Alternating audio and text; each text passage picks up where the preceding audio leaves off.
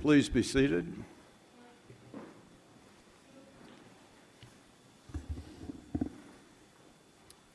Reverend Fathers, Chairman Powers, and Directors of Wyoming Catholic College, Dr. Reno, distinguished faculty and staff, alumni, parents and grandparents, relatives and friends, and graduates of the class of 2022. Welcome on this beautiful, though now, of course, overcast May morning. We love rain, by the way, here in Wyoming.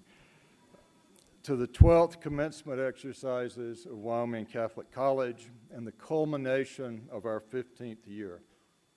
It feels right this morning to remember the evidence that St. Paul brought from Jerusalem to the philosophers of Athens in the Acts of the Apostles in today's reading.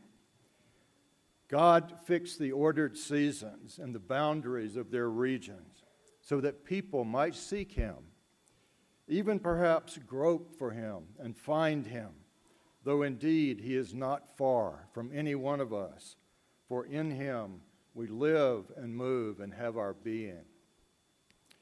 In what we see and wonder at in the beauty of the world, we come to know God in a way deeply consonant with Scripture and philosophic thought, poetry and science, the depth of liturgy, and the intense personal realization of His presence.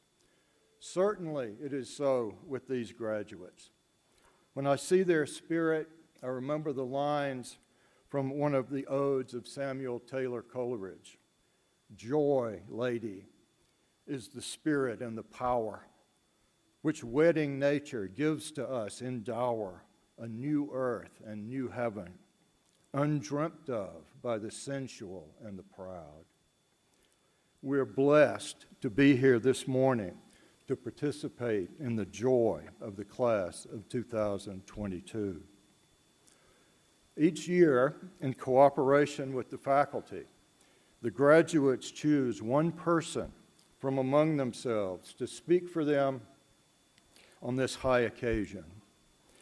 Each class has its own inner dynamics and its own experiences that gradually take on symbolic importance. Part of their distinctness, they feel, is embodied in the person they know so well that they choose him or her to speak on their behalf. I'm happy to introduce for this year's senior address the choice of the graduates of 2022, Mr. Andrew Russell.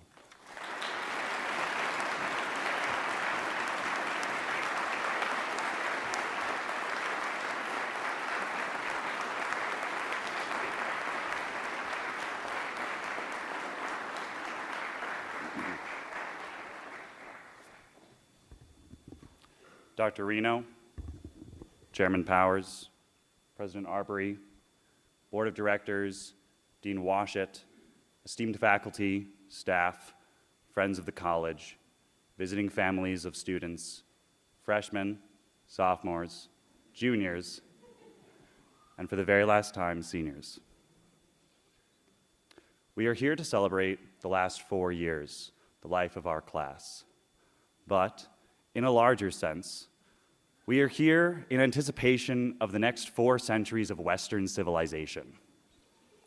Most people will not understand what it means to graduate from a school like this, to leave your classmates, some of them forever.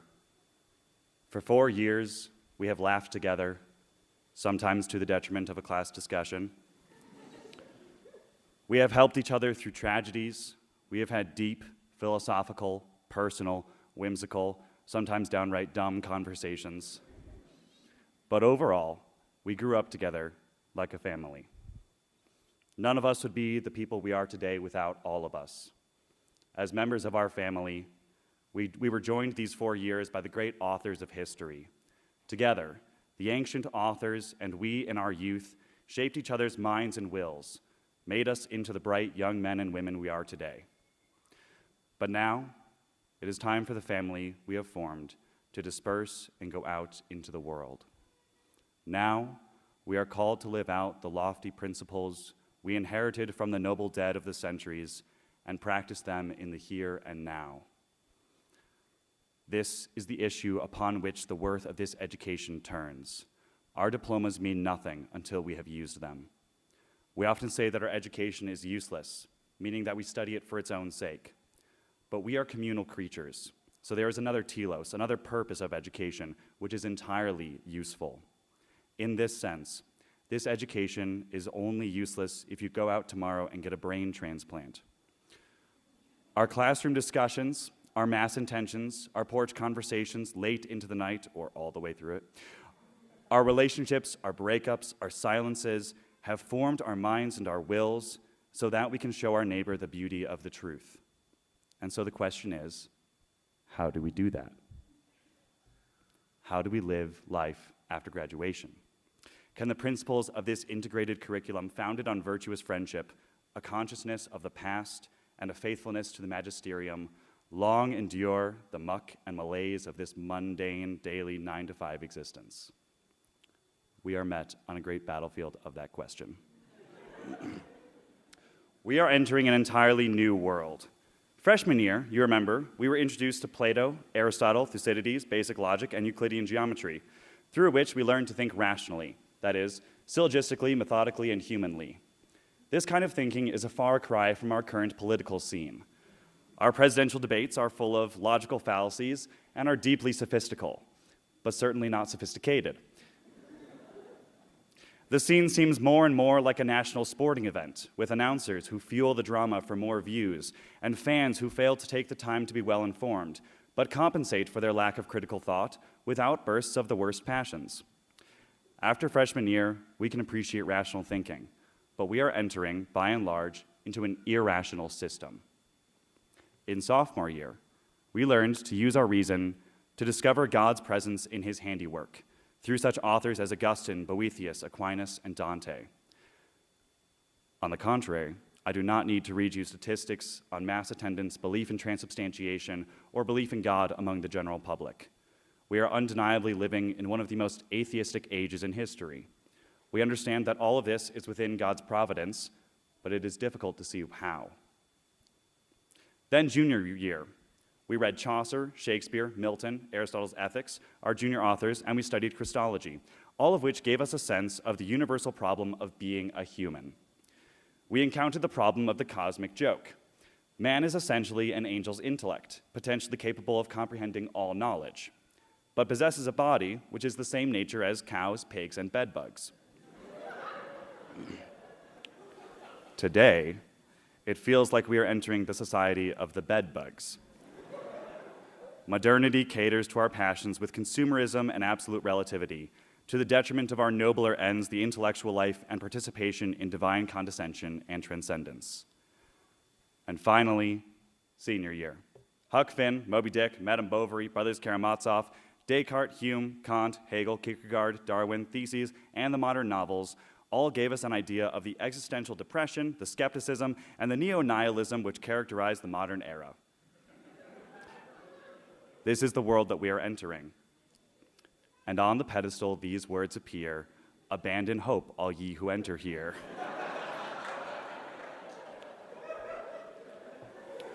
If this speech ended now, it would be called a call to revolution, or at least a giving up.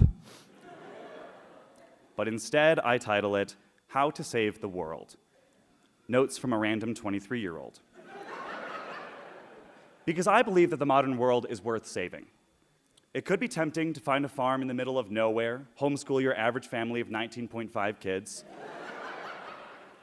and consider it your civic duty to have nothing to do with society. But this option is only available for so many. The rest of us must engage with modernity, with modern society, with modern people.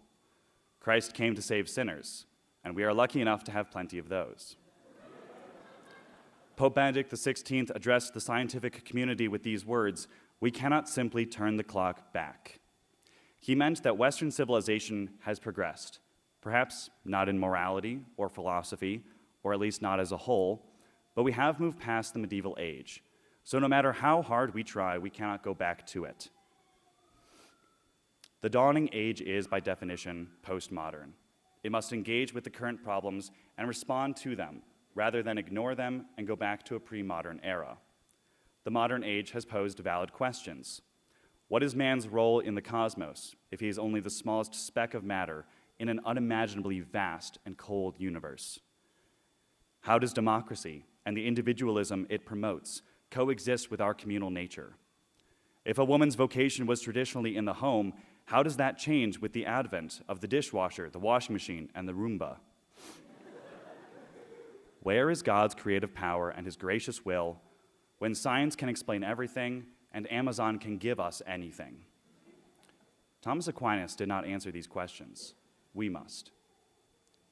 In Leo Tolstoy's novella, The Death of Ivan Ilyich, which the seniors just finished reading, lying on his deathbed, Ivan's soul dangles above a black hole, which represents the recognition that his life was not lived well. But once he falls in, he pierces through the blackness, and there is a light. He has a humility, one that recognizes the good life that this world offers for the emptiness that it is, and a hope, one that believes that genuine love, no matter how little, can redeem everything.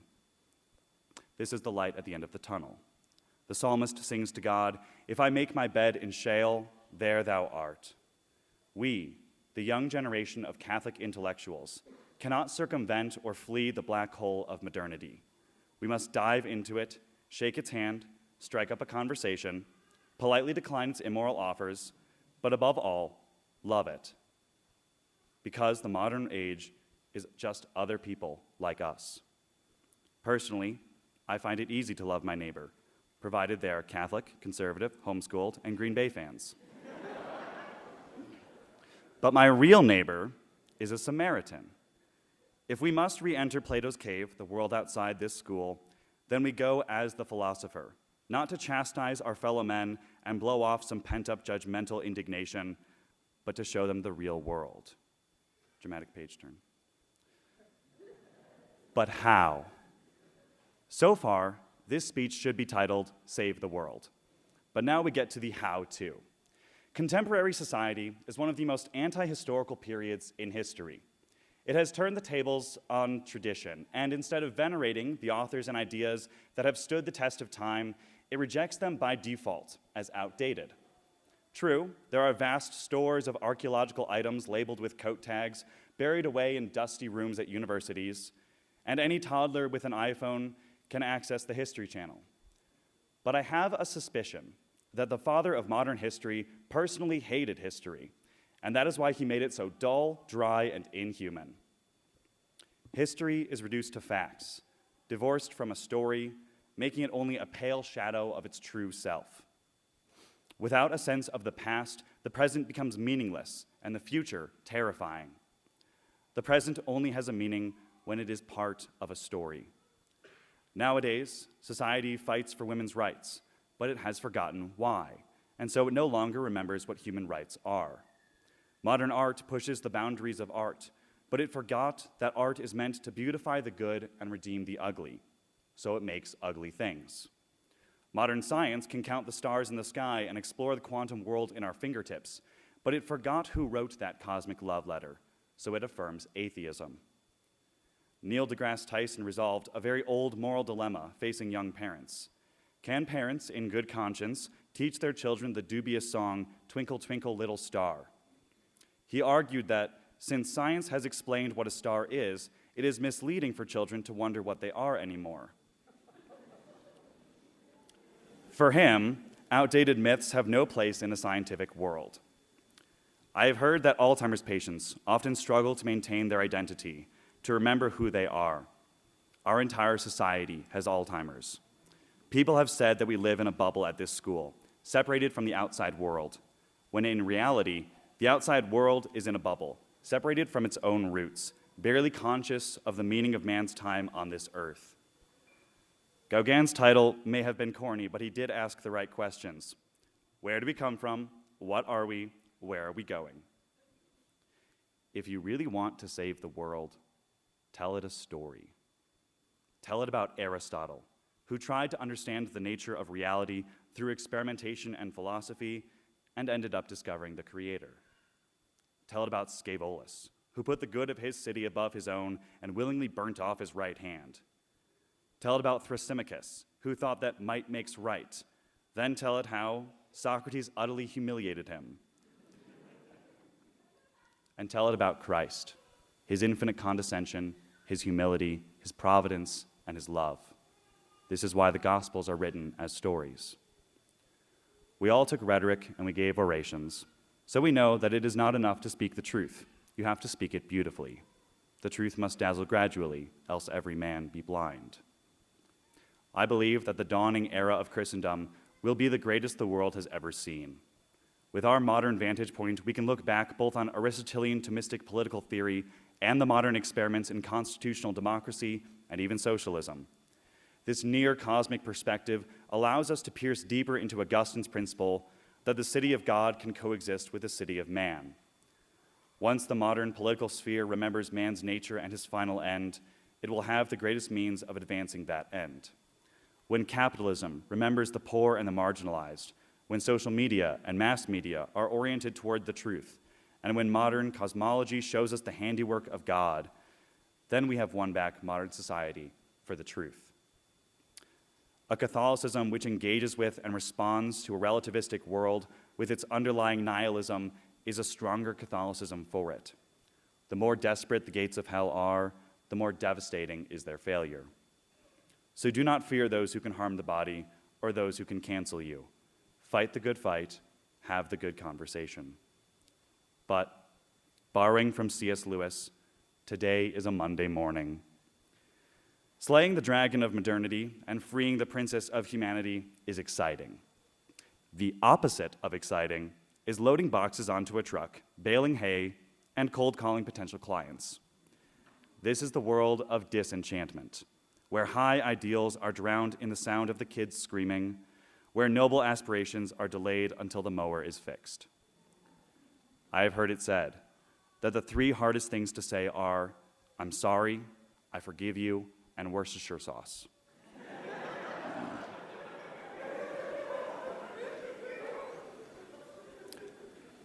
I find that extremely fascinating because it is philosophically valid.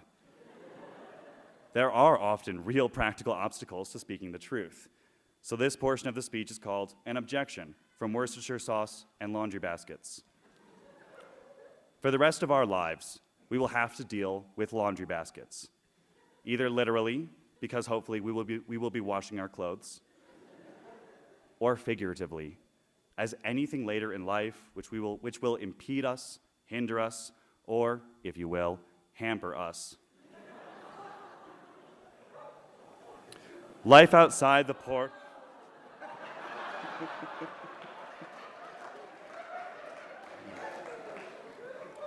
I've been telling the first half of that joke for 3 years now. Life outside the portal of this institution will likely not be a Bernini sculpture of the leisurely life. There will be jobs, bad habits, uncertainties, moral conundrums, and difficult people. We want to save mankind, but do we have to save that guy? He's an atheist or a hippie. He doesn't share our moral standards. He's modern to the core whether he knows it or not. And worst of all, he has a nose ring. When it comes down to the details, saving mankind seems like no more than a hopeless chore. I can offer 2 solutions for this problem. First, it is not the world that is disenchanted. We are. Human curiosity only has so much room for one question. So when we are inundated with scientific and statistical explanations for the wonderful things around us, we forget that there is anything else to them. A rainbow is light refracted through prisms, that is, wavelengths filtered and dispersed so that they hit the eye as the mere phenomenon of separated colors. We have enough of an explanation, so we tend to forget that the rainbow is beautiful. The same thing happens with the rest of God's creation. This school has a slogan behind me now, wisdom in God's country. And after spending weeks in the mountains and riding horses, we can realize that the whole world is God's country, his gift for us, a way for us to delight in finding his hand. Pierce through the disenchantment, and you will only find more wonders than the ancients could ever dream of. Secondly, people are not like laundry baskets. We are not either wholly clean or entirely dirty. We are mixed bags, all of us. So, when we judge the sins of others and chastise them in charity, we do well. But when we forget our own sinfulness and judge ourselves to be metaphysically better than our neighbor, when we pass by on the other side of the road, we damn ourselves with them. Admittedly, it is difficult to love the person next to you, but he is, in fact, the only one you can love. We read in Dostoevsky's Brothers Karamazov that the world will be saved when we get over the nose ring and love the person behind it. Christ came to save sinners, so rejoice that none of us can cast a stone, because only by recognizing our sinfulness, our universal relatability, by piercing into the black hole, do we have hope of salvation. We are entering on a difficult enterprise, tasked with saving the world so that 4 years of education feels like a meager amount of time to prepare. But life on this earth is a series of trials and errors which God gives us so that we can never quite get comfortable in our temporary home. We will always be learning from our mistakes. Perhaps Tolkien said it best, all we have to decide is what to do with the time that is given us. For us, that means telling stories. At the end of the Brothers Karamazov, which we seniors just finished reading, Alyosha and a group of schoolboys, after leaving the funeral of one of their comrades, Ilyusha, pass by one of the deceased boy's favorite rocks, and Alyosha takes the opportunity to make a speech. That speech is just as appropriate now, and Dostoevsky says it far better than I could. Alyosha begins, quote, "We shall soon part. Let us make a compact here that we will never forget Ilyusha and one another. And whatever happens to us later in life, let us always remember how we buried that poor boy at whom we once threw stones, and how afterwards we all grew so fond of him. And even if we are occupied with the most important things, if we attain to honor or fall into great misfortune, still let us remember how good it was once here, when we were all together, united by a good and kind feeling which made us, for the time we were loving that poor boy, better perhaps than we are. There is nothing higher and stronger and more wholesome and good for life in the future than some good memory, especially a memory of childhood, of home. People talk to you a great deal about your education, but some good, sacred memory, preserved from childhood, is perhaps the best education. If a man carries many such memories with him into life, he is safe to the end of his days. And if one has only one good memory left in one's heart, even that may sometime be the means of saving us. You are all dear to me. From this day forth, I have a place in my heart for all of you. And I beg you to keep a place in your hearts for me. Ilyusha united us in this kind, good feeling, which we shall remember all our lives. May his memory live forever in our hearts from this time forth." End quote. When we walk out those doors in a few short hours, after 4 years, we will have stories to share with the world. Like when, as freshmen, we read the Epic of Gilgamesh out loud in mixed company, and it was a little bit awkward. Or all the drama of hosting a class dance. Or something more personal. Like how I have been radically changed by all of you, and I will never forget your friendship. If you do not think you possess such a memory to carry into life, remember that for each and every one of us, to the end of our days, whether we like it or not, for good or for evil, we will be repeating John-Johnisms till the day we die. Now go out and save the world one nose ring at a time.